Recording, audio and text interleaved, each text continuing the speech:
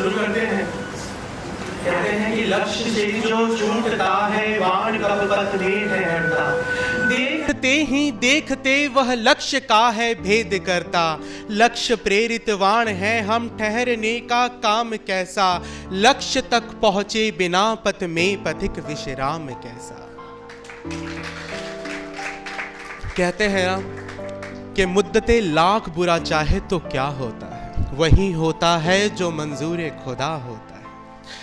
कहानी एक उस जगह की है जिस जगह का नाम है मियां वाली दरगाह।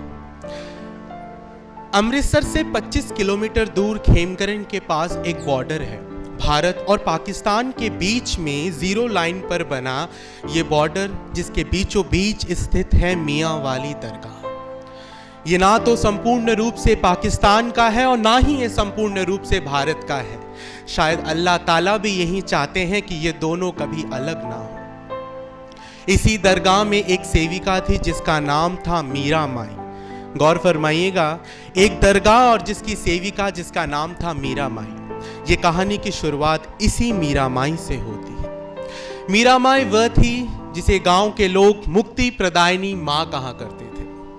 कैरेक्टर की मैं अगर बात करूं तो घुंघराले बाल, मोटी मोटी आंखें, काले वस्त्र धारण किए। बीएसएफ के जवान अक्सर उनके पास आया करते थे।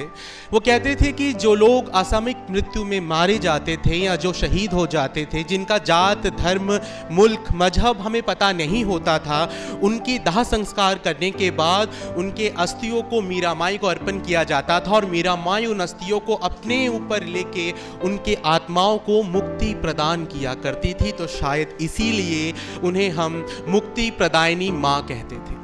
मीरा माई के पास एक छोटी सी बच्ची रहती थी, बहुत ही चंचल, बहुत ही क्यूट और बहुत ही चुलबुली। मानो कि गांव के हर एक व्यक्ति की दिल जीत चुकी थी वो। ये कहानी की शुरुआत मीरा माई उस बच्चे को उसकी आप बीती बताती है कि वो बच्ची कौन है, कहां से आई है।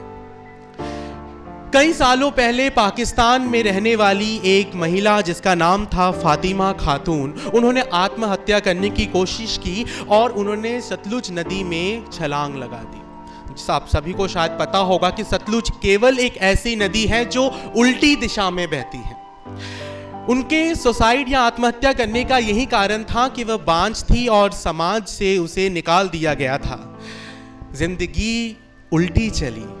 सतलुज नदी के उस उल्टी धारा ने उनकी जिंदगी को फिर से एक नई दिशा दी और वो पाकिस्तान से भारत आ पहुंची। बीएसएफ के जवानों ने उसे पुलिस के हवाले कर दिया। फिर कई प्रकार की पूछताछ शुरू हुई कि आप कौन हो, कहां से आए हो, क्या नाम है, क्या आप आईएसआई के एजेंट तो नहीं हो, क्या आप आतंकवादी तो नहीं हो। सवालों की बौछार उस पर की जा रही थी, लेकिन बेचारी केवल चुप थी, कुछ बोल नहीं पा रही थी और सिर्फ ये कह रही थी कि अल्लाह ताला के लिए मुझे छोड़ दीजिए, मैंने कोई अपराध नहीं किया है, मैं आतंकवादी नहीं हूं, मैं ना जाने कहां से कैसे यहां आ गई। समय ऐसे ही बीतता रहा। एक दिन काली घनेरी रात, बहुत तेज बारिश आ रही थी, बिजली कड़क रही थी, बाहर अजीबोगरीब आवाजें आ रही थी और वो बेचारी फातिमा उस छोटे से काल कोठरी में दुबक के बैठी हुई, सिरसिराती हुई ठंडी हवा को महसूस करती हुई बिलक बिलक के रो रही थी और अपने आप से पूछ रही थी कि क्यों मैं यहां हूं। तभी अचानक पीछे से एक हाथ आया और उसके चुन्नी को जोर से खींच के दूर फेंका। थोड़ी देर के लिए वो सहम गई, डरते हुए पीछे देखा और उसने देखा कि सुखविंदर सिंह जो वहां का हवलदार है वो उसकी तरफ हवश भरी निगाहों से बढ़ता चला आ रहा था। वो डर गई। थोड़ी देर के लिए 4 कदम पीछे किए, लेकिन वो भूखा वैशी दरिंदा मानने वाला कहा था और उसने अपनी भूख मिटाई और उसका उस अंधेरी काली रात में बलात्कार कर डाला और जाते जाते उसे ये कह गया कि रे छोरी सुन, अगर जे बात तूने किसी से कही ना तो थारे शरीर के ठौ टुकड़े करके जमीन के 10 फीट भीतर गाड़ के रख दूंगा। थारी 7 पुश्तें याद करती रह जाएगी और ना ही तू अपने मुल्क वापस जा पाएगी। तो मेरी बात मान और चुपचाप सहती रह। वो बेचारी बस सहती रही, समझ नहीं पा रही थी कि क्या हो रहा है। अचानक कुछ महीनों बाद उसके चेहरे पे खुशी आई और वो खुशी के मारे नाच उठी। वो पागलों की तरह यहां वहां दौड़ने लगी। तो आसपास के कैदियों ने पूछा कि क्या बात है, इतनी खुशी इतने सालों बाद, क्यों? वो खुशी से चीखी और बोली कि मैं मां बनने वाली हूं।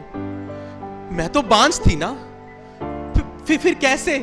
वो इतनी खुश हो गई और समय ऐसे बीतता गया और उसने कई महीनों बाद एक छोटी सी प्यारी सी बच्ची को जन्म दिया। और ये वही बच्ची थी जो मीरा माई के पास थी। लेकिन अब सवाल उठता है कि ये बच्ची मीरा माई के पास पहुंची कैसे? कहानी के हर पहलू को ध्यान से सुनिएगा, हर पहलू आपको कुछ ना कुछ जरूर सिखाएगा। कई महीनों बाद जब मीरा माई से उसकी मुलाकात हुई, वो बातचीत हुई, उन्होंने समझा कि अच्छा ये मीरा माई है। कई महीनों बाद डीएसपी साहब आए और डीएसपी साहब ने कहा कि सुन फातिमा, एक खुशखबरी है, तो तेरे ऊपर जो केस चल रहा था वो कस्टम वालों ने निपटा दिया है, अब तू हंसी खुशी अपने वतन लौट सकती है। वो बहुत खुश हुई कि आज अब वो अपने माँ बापू के पास जाएगी, अपने अम्मू अब्बी से कहेगी कि अम्मू देखो अब्बी कि मेरे पास मैं माँ बन गई, मैं बांझ नहीं हूँ, मैं माँ बन गई।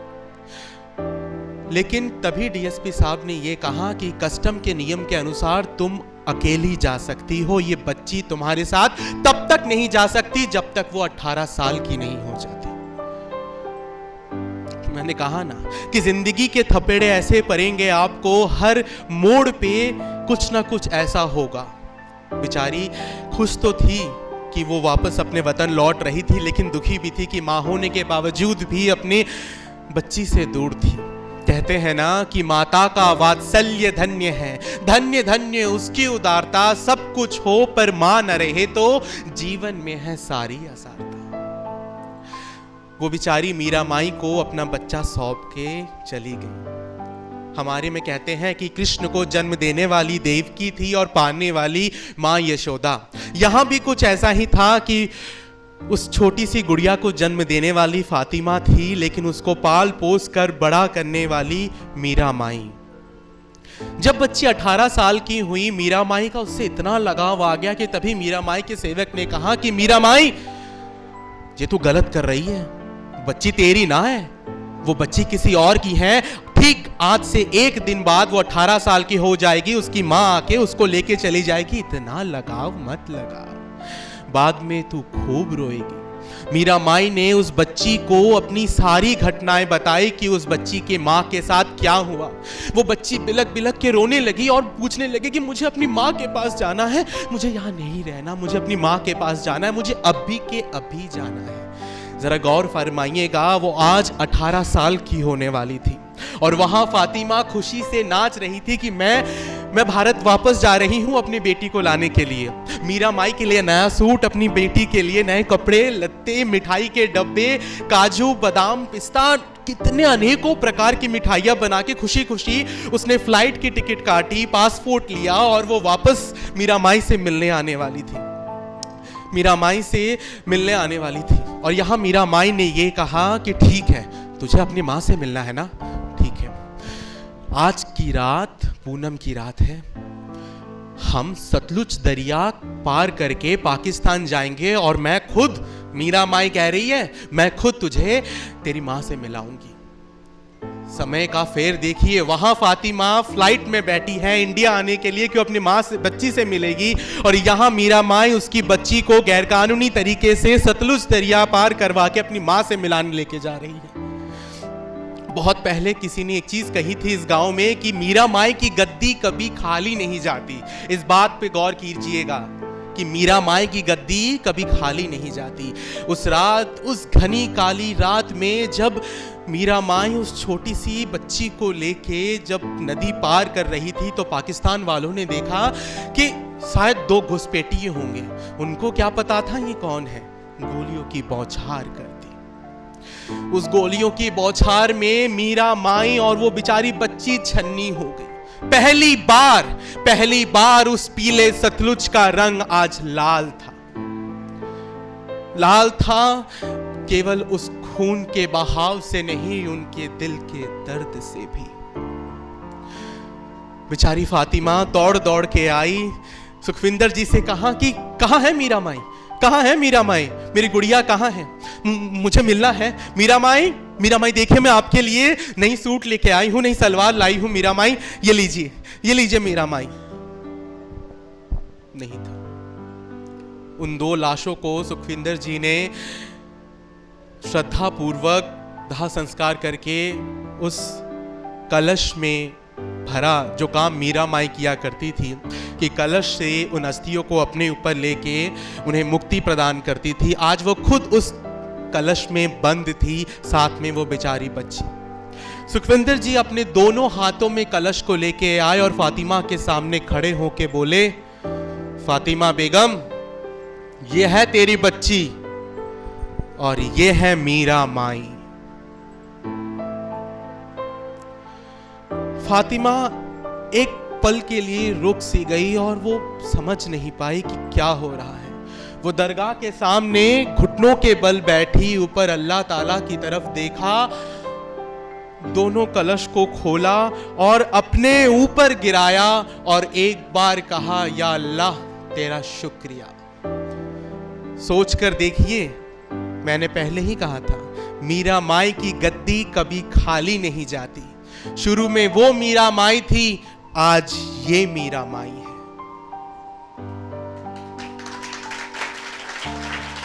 हम अक्सर भूल जाते हैं इस जात धर्म के फेरे में कि लड़ाई झगड़े, मजहब, जाति, लिंग सब एक तरफ, लेकिन हर जिंदगी का हर पहलू के पीछे एक कहानी छुपी है और हर उस कहानी का अपना एक मतलब है। अंत में अपने शब्दों को यही विराम देना चाहूंगा और एक छोटी सी कविता कहना चाहूंगा। उस चमन का बताओ क्या होगा जिसका माली खुद उसे जहर पिलाता हो। उस चमन का बताओ क्या होगा जिसका माली खुद उसे जहर पिलाता हो। कैसे कश्ती लगे किनारे पर जिसे खुद ना खुदा सताता हो। हम तो अब तलक आए हैं सुनते, ना खुदा बेवफा नहीं होता। जी बहुत चाहता है कि सच बोले, क्या करे हौसला नहीं होता। इस वक्त सच बोलने की मनाही है, इस वक्त सच बोलने की मनाही है, वरना इस विषय पे क्या क्या नहीं होता, क्या क्या नहीं होता, क्या क्या नहीं होता। धन्यवाद।